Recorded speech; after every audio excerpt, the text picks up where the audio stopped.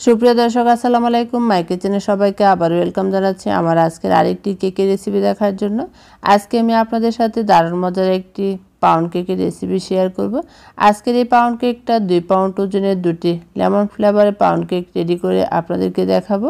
আজকের এই পাউন্ড কেকটা আমার ডেলিভারি কেক ছিল, তাই আপনাদের সাথে পুরো কেকের রেসিপিটি শেয়ার করব।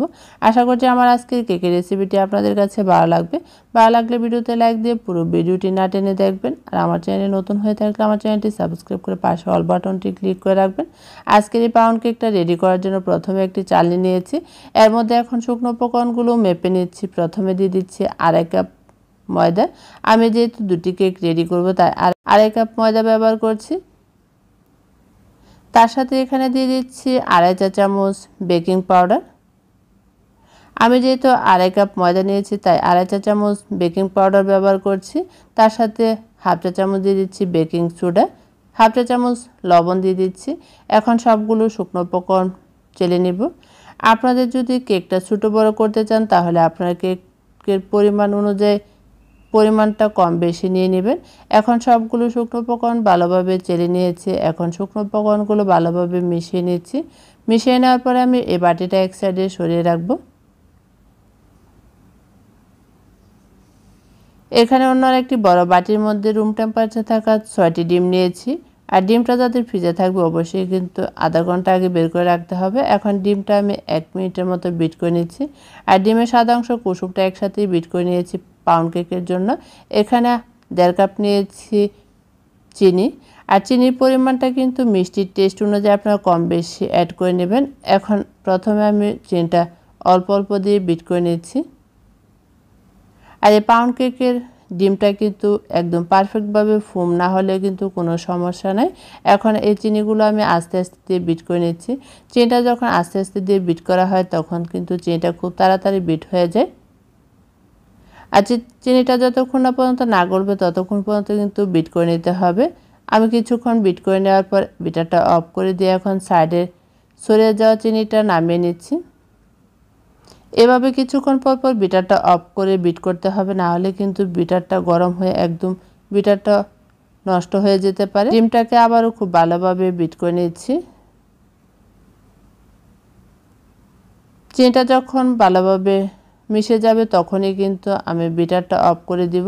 এখন বিটারটা অফ করে দিয়েছি। এ পর্যায়ে কিন্তু ডিমের ফোমটা একদম শক্ত না হলে সমস্যা নেই। এখন এর মধ্যে 1 চা চামচ দিয়ে দিচ্ছি লেমন ইমালশন।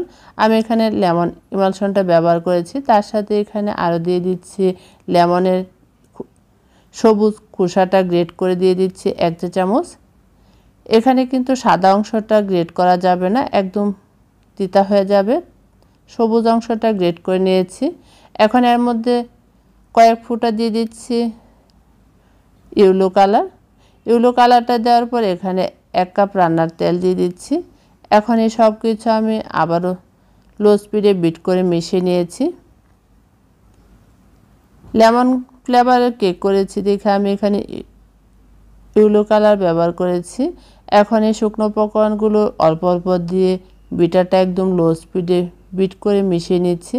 আর পাউন্ড কেকের জন্য এভাবে বিটার দিয়ে মিশিয়ে নিলে কিন্তু কেকটা খুবই সফট হয় আর শুকনো উপকরণগুলো ভালোভাবে মিশানো যায়।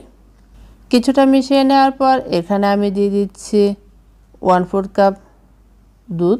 আর এই দুধটা দেওয়ার পর আমি আবারও ভালোভাবে মিশিয়ে নেব। সাইডের অংশটা নামিয়ে আবারও মিশিয়ে নিচ্ছি। এভাবে মিশিয়ে দেখবেন শুকনো উপকরণগুলো খুবই ভালোভাবে স্মুথভাবে মিশিয়ে নেওয়া যাবে। মিশানো হয়ে গেছে, এখন বিটারটা অফ করে খুলে নিচ্ছি। আর এই মিশ্রণটা দেখুন কতটা পাতলা করে মিশিয়ে নিয়েছি। আর এই ব্যাটারটা কিন্তু এরকম পাতলা করে নিতে হবে। এখন আমি এখানে দুটি মোল্ড নিয়েছি, একটি নিয়েছি 6 ইঞ্চি আরেকটি নিয়েছি 7.5 ইঞ্চি। এখন আমি সব হাফ করে দুটি মোল্ডের মধ্যে ব্যাটারটা ঢেলে নিচ্ছি।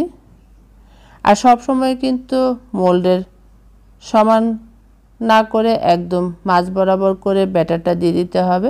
কাঠি দিয়ে এখন একটু গেটে নিচ্ছি। তারপরে এই কেকেরটা আমি এখন এর মধ্যে কিছু বাদাম কুচি দিয়ে দিব আর কিছু চেরি দিয়ে দিব। চেরিটা যদি হাতের কাছে না থাকে তাহলে কোনো সমস্যা নাই, এটা পুরোপুরি অপশনাল। আমি দিয়েছি একটু দেখার সৌন্দর্যের জন্য।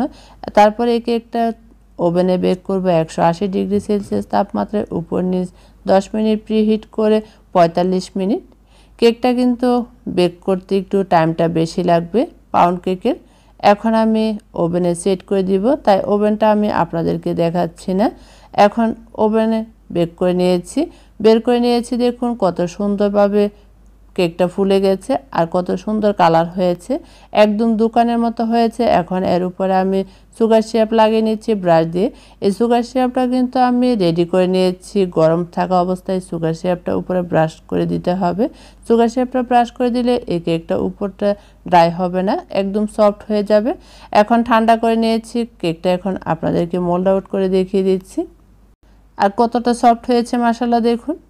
এখন এই কেকটা আমি আপনাদেরকে কেটে দেখিয়ে দিচ্ছি। আমি আমার মতো করে পিস করে নিয়েছি, আর যেহেতু এই কেকটা আমি ডেলিভারি দিব তাই আমি সমান করে দুটোটা কেকই কেটে নিচ্ছি। আর কেকের ভিতর অংশটা দেখুন কতটা সফট হয়েছে। আশা করছি আমার আজকের পুরো রেসিপিটি আপনাদের কাছে ভালো লাগবে, আপনারা অবশ্যই সেটি বাসায় ট্রাই করবেন। আবারও দেখা হবে অন্য কোনো রেসিপি নিয়ে। সে পর্যন্ত সবাই ভালো থাকবেন, সুস্থ থাকবেন। আপনাদের সবাইকে অসংখ্য ধন্যবাদ। আল্লাহ হাফেজ।